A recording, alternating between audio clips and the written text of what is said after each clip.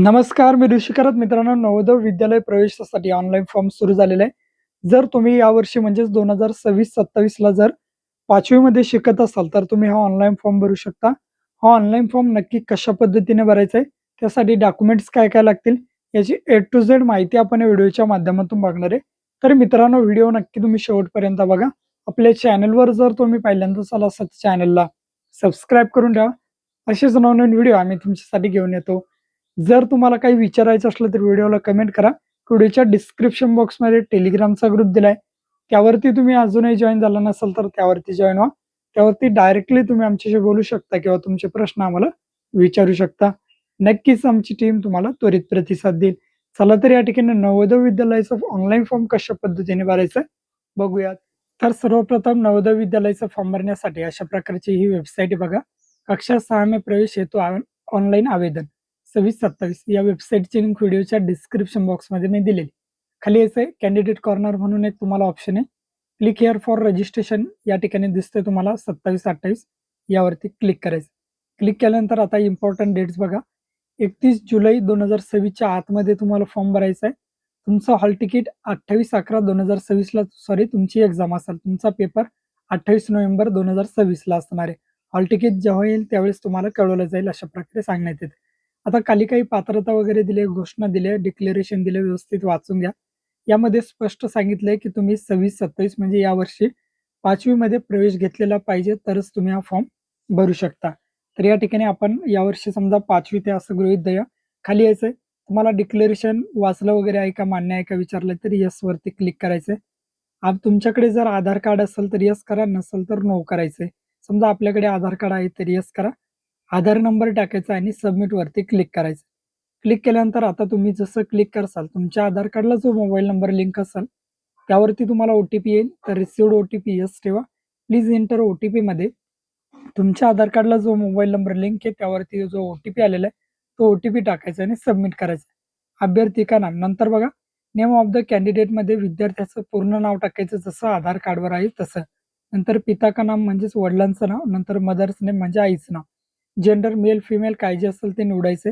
नंतर या ठिकाणी विद्यार्थ्याची जन्मतारीख टाकायची आणि समोर मोबाईल नंबर टाकायचा. वडिलांचा टाकला तरी सुद्धा चालतो. या पद्धतीने बेसिक माहिती भरायची. ईमेल आयडी काहीही टाकण्याची गरज नाही, सोडून द्यायची. कॅटेगरी विचारली आता समोर बघा. कॅटेगरीमध्ये बघा, जनरल एक एस-सी, एस-टी, ओ-बी-सी, ए-डब्ल्यू जी काय कॅटेगरी असेल ती निवडायची. कास्ट सर्टिफिकेट तुम्हाला सध्या देण्याची गरज नाही, यासाठी तुम्हाला वेळ दिलेला असतो. नंतर बघा, डिसेबिलिटी, एनी डिसेबिलिटी आहे का, विकलांग आहे का, अपंग आहे का विचारलंय. असेल तर तुम्हाला या ठिकाणी अपंग जे काय कॅटेगरीमध्ये किंवा टाईपमध्ये असेल ते टाईप या ठिकाणी सिलेक्ट करावं लागेल, नाहीतर नन ठेवायचं. नंतर मग कोणत्या टाईपमध्ये किती पर्सेंटेज आहे ते सुद्धा द्यावं लागेल. तर नाही तर म्हणून मी सोडून देतो. ॲड्रेस संपूर्ण पत्ता टाका, नंतर पिनकोड टाकायचा. व्यवस्थित पत्ता टाकायचा आणि पिनकोड टाकायचा, यामध्ये चूक होऊ द्यायची नाही. नंतर रेसिडेन्शियल स्टेट तुमचं राहत असलेलं राज्य आपलं महाराष्ट्र राज्य. नंतर रेसिडेन्शियल डिस्ट्रिक्ट म्हणजेच आपला जिल्हा जो काय असेल तो. रेसिडेन्शियल ब्लॉक म्हणजेच तालुका. या ठिकाणी तुम्हाला निवडायचं. नंतर विचारलंय बघा, NIOSचे तुम्ही विद्यार्थी आहात का, तर आपण या ठिकाणी नाही म्हणून डायरेक्टली नो वरती क्लिक करायचं. नंतर बघा, तुम्ही 5वीला प्रवेश घेतलाय का विचारलाय, कक्षा 5 की पढाई का. तुम्ही ज्या जिल्ह्यामध्ये प्रवेश घेतलाय तोच जिल्ह्यामध्ये राहत आहात का, तर यस वरती क्लिक करायचंय. जिथे 5वीला ऍडमिशन घेतलंय त्याच जिल्ह्यात आपण राहतो. ऑटोमॅटिकली या ठिकाणी तुमचा पत्ता या ठिकाणी आलेला आहे. नंतर खाली बघा, परीक्षिका माध्यम या ठिकाणी नेम ऑफ एक्झामिनेशन मीडियम कोणतं आहे तुमचं, तुम्हाला कोणत्या लँग्वेजमध्ये पेपर द्यायचं, तर आपल्याला मराठीमध्ये द्यायचं. नंतर खाली यायचं. खाली आल्यानंतर बघा, तुमचा वर्ग 3रा, वर्ग 4था आणि वर्ग 5वीची संपूर्ण माहिती तुम्हाला या ठिकाणी भरायची. आता कशी भरायची ते सांगतो बघा. स्कूल का नेम, तर सर्वप्रथम काय करायचंय, कक्षा 3 मध्ये घ्यायचं आहे. त्या ठिकाणी तुम्हाला टाकून द्यायचं तुमच्या शाळेचं नाव. नंतर मान्यता प्राप्त आहे का, तर रिऑर्गनाइज यावरती तुम्हाला क्लिक करायचं. नंतर स्कूल की स्थिती विचारलंय. लोकेशन आपलं शहरी भागात असेल तर अर्बन निवडा, ग्रामीण भागात असेल तर रुरल निवडायचं. मग तुम्ही 3रीला ऍडमिशन केव्हा घेतलं होतं ते या ठिकाणी वर्ष आणि या ठिकाणी तुम्हाला त्या ठिकाणी तुमचा महिना निवडायचा आहे. दोन्ही निवडून घ्या. नंतर कधी पास झाला ते सुद्धा या ठिकाणी तुम्हाला निवडायचं. या ठिकाणी दोन्ही व्यवस्थित टाकून घ्या. नंतर आता कक्षा 4 म्हणजेच वर्ग 4थीच्या सुद्धा अशाच प्रकारे तुम्हाला माहिती द्यायची. परत या ठिकाणी बघा, आता कधी पास वगैरे झाला, ऍडमिशन व्यवस्थित टाकायचं. वर्ग 4थीचा स्कूल क्रमांक म्हणजे तुमच्या 4थीला तुम्ही ज्या शाळेत होता त्या शाळेचं नाव तुम्हाला या ठिकाणी टाकायचंय. नंतर बघा रिऑर्गनाइज होती की म्हणजे ग्रँटेड होती की अशा प्रकारे तुम्ही प्रायव्हेट स्कूलला होता की ते विचारलं. नंतर स्कूल कितीशी तर आपण गव्हर्नमेंटला होतो. नंतर मग ग्रामीण भागात एक शहरी ॲडमिशन केव्हा घेतलं. नंतर तुम्ही 4थी पास कधी झाला ती माहिती द्यायची. नंतर खाली यायचं बघा कक्षा 5 विवरण. आता त्याच पद्धतीने आपल्याला कोणतं द्यायचंय बघा 5वीचं डिटेल्स द्यायच्यात. आता आपल्या 4थी पर्यंत झालं. परत तुम्ही 5वीला कोणत्या शाळेत प्रवेश घेतलाय, त्या शाळेचं नाव या ठिकाणी तुम्हाला टाकायचं. नंतर बघा मान्यता प्राप्त आहे का? तर आहे. मान्यता प्राप्त आहे म्हणून त्यावर ठेवायचं आहे. स्कूल ती किती ग्रामीण आहे का कोणतं आहे ते टाकायचं.